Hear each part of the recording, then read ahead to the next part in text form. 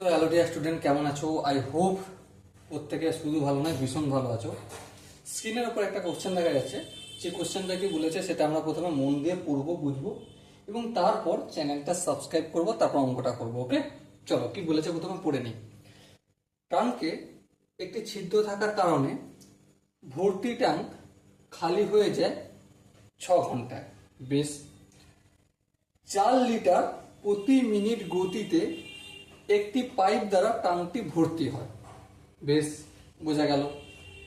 ট্যাঙ্কটি ভর্তি থাকা অবস্থায় পাইপটি খুলে দেয়া হলো এবং ছিদ্রের কারণে ট্যাঙ্কটি খালি হতে সময় লাগে 8 ঘন্টা। বেশ, ট্যাঙ্কটি কত লিটার জল ছিল? দেখো, আমরা একটা নর্মাল কাজ করব। কি কাজ? সাপোজ ভর্তি হতে সময় লাগে, সেটা ধরে নেব। ভর্তি হতে সময় লাগে এক্স ঘন্টা, এটা কি করলাম? ধরে নিলাম। বেশ, এবারে দেখো, যখন ছিদ্র ছিল, ছিদ্রটা কতক্ষণে খালি করে দিয়েছিল পুরোটা? যে ট্যাঙ্কটা না চলে, যদি শুধু ট্যাঙ্কটা যদি ভর্তি থাকে, তাহলে কতক্ষণে সেটা খালি করতো? 6 ঘন্টায়। তাহলে ছিদ্রটি 6 আওয়ার্স, 6 আওয়ার্সে খালি করে এক অংশ। হ্যাঁ, ঠিক। আবার 1 ঘন্টায় খালি করে 1/6 অংশ। বেশ, আবার দেখো, এক্স ঘন্টায় ভর্তি করে এক অংশ। হ্যাঁ, ঠিক। তাহলে 1 ঘন্টায় ভর্তি করে 1/x অংশ। এখানটা কি বোঝা গেল? আই হোপ প্রত্যেকের বোঝা গেছে। এবার দেখো, তাহলে 1 ঘন্টায় এই ছিদ্র যদি খোলা থাকে আর যদি পাইপটাও যদি খোলা থাকে, মানে দুটোই যদি চালু থাকে, তাহলে কতটা খালি হয় সেটা দেখব। ছিদ্র প্লাস পাইপ খোলা, পাইপ খোলা, ঠিক আছে। ছিদ্র প্লাস পাইপ করলাম মানে জল বের হওয়া স্টার্ট থাকলো, আর পাইপে জল ভর্তি হচ্ছে পাইপ দিয়ে, সেটাও স্টার্ট থাকলো। তাহলে 1 ঘন্টায় কতটা খালি করে? 1/6 মাইনাস 1/x। সো আলটিমেট কি হবে? লসাগু 6x। 6 দিয়ে 6x কে যদি ভাগ করি তাহলে x হবে, x কে 1 দিয়ে গুণ করলে x, মাইনাস 6x কে x দিয়ে ভাগ করলে 6 কে 1 দিয়ে গুণ করলে 6, এত অংশ। তাহলে 1 ঘন্টায় খালি কতটা করবে? এতটা অংশ খালি করবে। বেশ, এই জায়গাটা কি প্রত্যেকের বোঝা গেছে? আই হোপ প্রত্যেকের বোঝা গেছে। এবার দেখো, এবার কি? এবার হচ্ছে যে এই কথাটা কি একটু ঘুরিয়ে লিখছি, যে এক্স মাইনাস 6/6x অংশ খালি করতে সময় নেয় 1 ঘন্টা। হ্যাঁ, 1 আওয়ার্স লিখলাম। তাহলে এক অংশ খালি করতে সময় নেবে কত?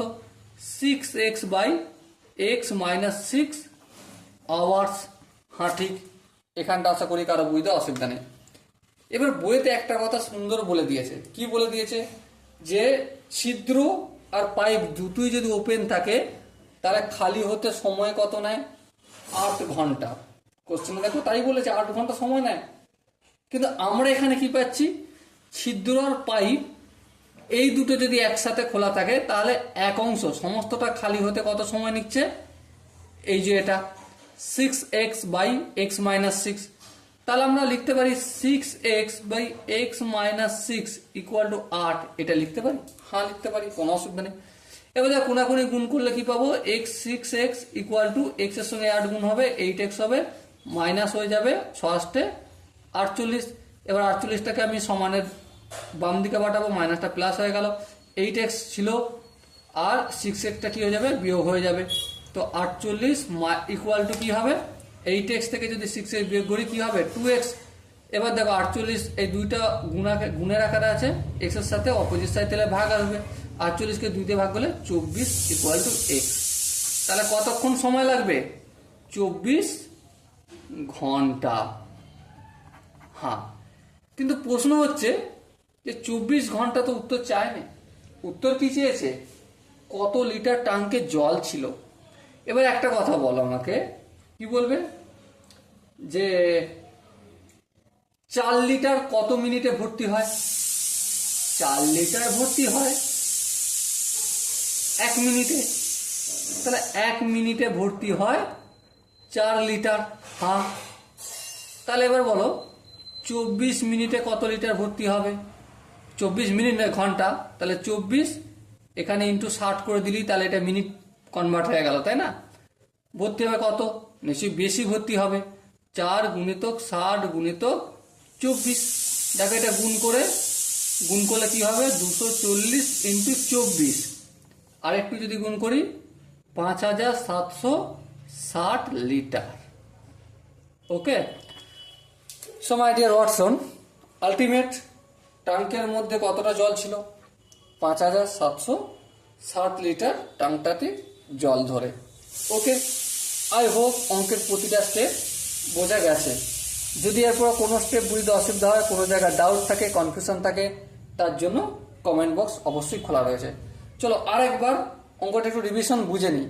দেখো, মুদ্রা কথা আমরা কি জানি, যে এই হচ্ছে আমার ট্যাঙ্ক, ঠিক আছে? ট্যাঙ্কে এদিক দিয়ে পাইপ দিয়ে জল পড়ছে, আর এদিকে একটা ফুটো আছে, সেই ফুটো দিয়ে জল বেরিয়ে যাচ্ছে, ঠিক আছে? হ্যাঁ ঠিক। ট্যাঙ্কটা ভর্তি ছিল, ভর্তি থাকা অবস্থায় আমি এই পাইপটাও খুলে দিচ্ছি, আর এই ছিদ্র তো রয়েছে, সেই ছিদ্র দিয়েও জল বেরোচ্ছে, ঠিক আছে? তাহলে আমরা কি প্রথমে করেছি, ভর্তি হতে x ঘন্টা সময় লাগছে, তাহলে 1 ঘন্টায় কতটা ভর্তি হবে? 1/x। হ্যাঁ, আর ছিদ্রটা টোটাল, যদি এখানে পাইপটা যদি না চালানো হয়, তাহলে কতক্ষণে খালি করবে? 6 ঘন্টায় খালি করবে, শুধু যদি ছিদ্রটা থাকে। হ্যাঁ, তাহলে 1 ঘন্টায় কতটা খালি করবে? 1/6 অংশ।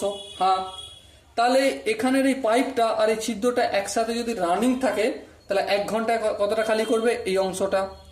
সেম এটাকে ঘুরিয়ে লিখেছি, 1 ঘন্টায় না লিখে এটা x-6/6x অংশ খালি করবে 1 ঘন্টায়, এটা লিখলাম।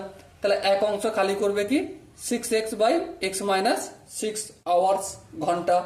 কিন্তু আবার বইতে একটা কথা বলে দিয়েছে কি, যে ট্যাঙ্কটি, দেখো এখানে বলেছে, কি বলেছে, দেখো ট্যাঙ্কটি ভর্তি থাকা অবস্থায় পাইপ খুলে দেওয়ায় হলে ছিদ্রের কারণে ট্যাঙ্কটি খালি হতে সময় লাগলো 8 ঘন্টা।